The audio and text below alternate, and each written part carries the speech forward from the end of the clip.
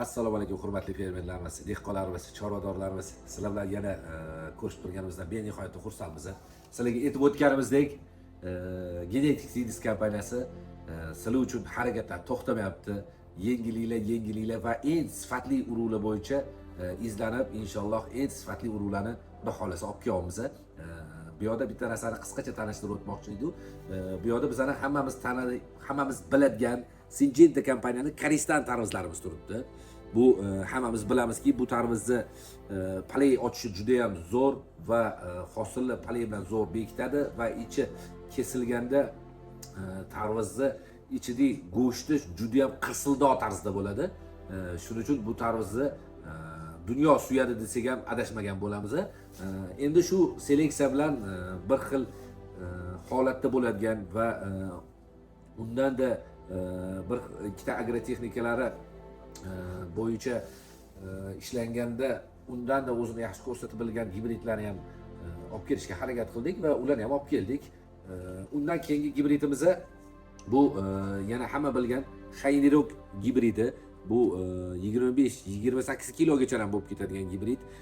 Buni sal ozgina nima deydi, transportabiligi qolgan tarvuzlarga qaraganda sal kamroq, lekin mazza, sifat, ko'rinish bo'yicha juda ham zo'r, juda ham chiroyli tarvuz.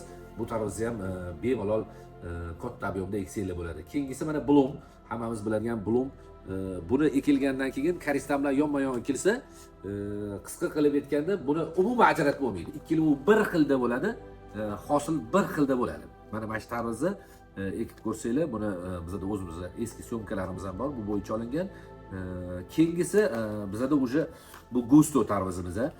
Gusto keyingisi mana Genoma kompaniyani Imperator degan tarvuz. Bu ikkala tarvuz ham bu kelayotgan avlodlardan keyingi avlod tarvuzlar va bularni ekib ko'rsanglar, o'zingizlar bilasizlar, bularning sifati juda ham go'zal, ildiz sistema zo'r rivojlanadi, palay baquvvat, kasallarga juda ham ustoychiv va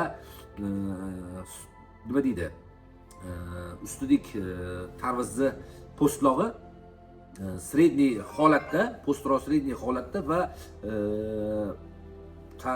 nima deydi, katta bizda hammamiz bilamiz, kamazliga ortiladi. Kamazliga ortilganda o'sha ezilib qolish holati ham yo'q bu gibridlarda. Вообще o'zini zo'r ko'rsatgan gibridlar. Inshaalloh bu gibridlarimizni mana kelgusi yillarda syomkalarni ham olib chiqamiz va buni katta joylarga beryapmiz. Bu gibridlar hozir inshaalloh bular ekilgandan keyin O'zbekiston bozorini aniq egallaydi degan umiddamiz. Undan keyingilarimiz mana hammamiz biladigan Dolby.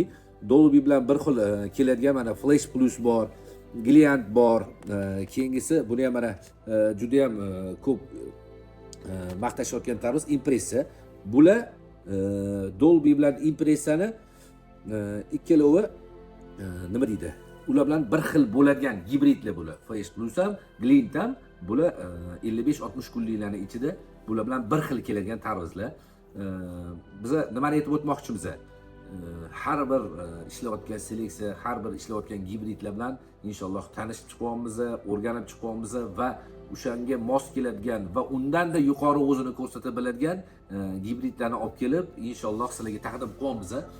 Gibridlarimizni sinab ko'ringlar, mana Karistan holati bilan bir xil bo'ladigan va undan da zo'r bo'ladigan mana ikkita gibridlarimiz turibdi. Ekinglar, ko'ringlar, inshaalloh kelgusi yillarda sizlar bilan bu tarvuzlarni o'zingizlarni dalanglarda birgalikda syomka qilish bizga nasib qilsin. Sizlar uchun biz hali ham harakatdamiz. Xafa bo'lmaysizlar, bu safarga syomkam sal nima deydi, jonsizroq bo'lib chiqayotgan bo'lsa kerak, chunki men pasti 2 sutka uxlamaganman, lekin bu narsani efirga olib chiqishim kerak, chunki yengilliklar hammasi kelib bo'ldi. Olib keldik. O'shaning uchun xudo xolasa sizlarga shuni syomka qilib ko'rsatib berish maqsadida ishga o'zimiz ham bugun chiqdik. Sizlarga rahmat, bizlarni kuzatishda davom etinglar. Sizlar uchun biz hamisha harakatdamiz. Sog' bo'ling, salomat bo'ling.